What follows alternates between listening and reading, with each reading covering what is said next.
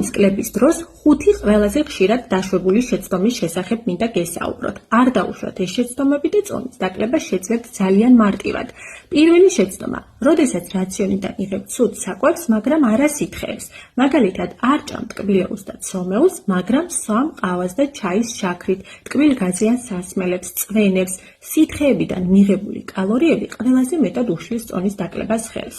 მეორე, გვიანი ვახშამი. თუ ძალიან გვიან ვახშმობ, ორგანიზმი ვერ აძლევს მიღებული საკვების გადამუშავებას, ამიტომ დილას იღვიძებ შეშუპებული და მომატებული.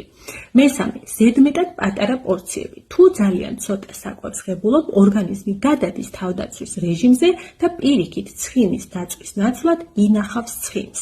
მეოთხე შეცდომა, ცილის თითქმის არ არსებობა რაციონში. ასეთ დროს სულ ხშირად ტკბილეული გინდება და მადას ვერ აკონტროლებ.